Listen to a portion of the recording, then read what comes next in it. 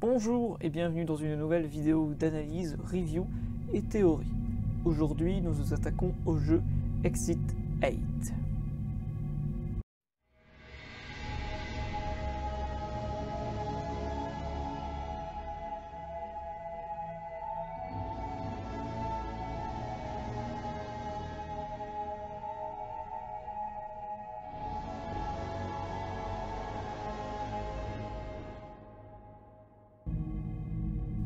Le jeu Exit 8 est un jeu d'horreur au concept simple mais terriblement efficace.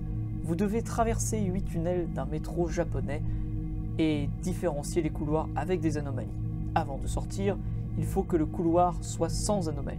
Le dernier, je veux dire. Il y a une liste d'anomalies que voici.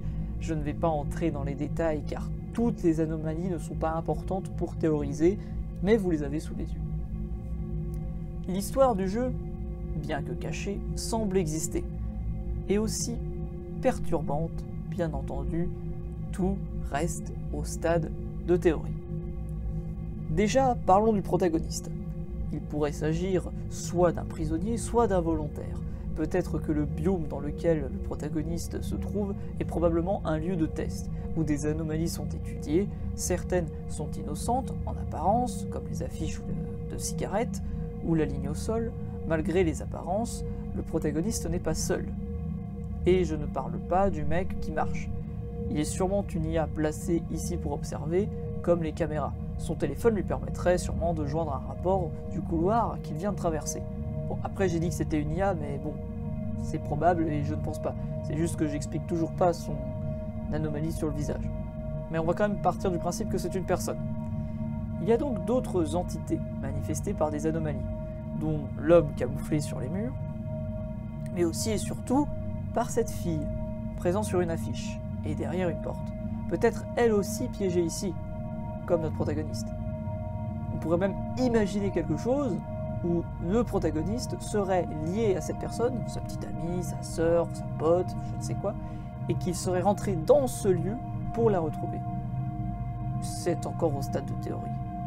Ce qui me fait penser qu'il s'agit d'une entreprise, ce sont les deux hommes en costume, qui, eux, sont asiatiques. N'oublions pas que le jeu se déroule au Japon, donc l'homme et la femme n'ont rien à faire ici théoriquement, et pourraient avoir été enlevés. Et l'homme pourrait même être un complice. Encore une fois, j'explique très mal l'anomalie sur son visage. Peut-être que ça fait partie de certaines anomalies qui sont innocentes. Mais en soi, on aurait de ça. Une entreprise qui teste des anomalies, qui peut-être enlèverait des personnes ou leur proposerait un dilemme pour en faire des complices.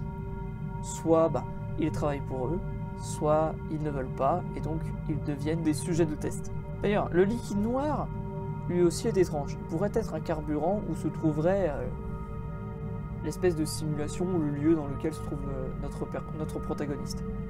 Idem pour le liquide rouge et brunâtre, j'ai du mal à l'interpréter, à part juste une anomalie de type inondation, mais encore une fois c'est assez compliqué parce que on n'a pas d'éléments réellement précis.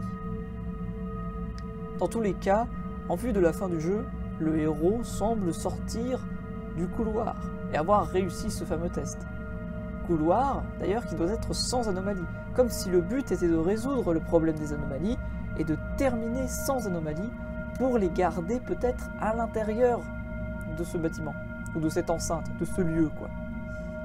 D'ailleurs, le chiffre 8 est un chiffre porte-bonheur au Japon, mais est aussi le symbole de l'infini, si on le retourne. Ce qui pourrait un peu expliquer l'aspect infini qui est théoriquement possible au sein du jeu. Parce qu'on pourrait tourner en boucle à l'intérieur et y être piégé pour l'éternité, comme semble l'être la femme.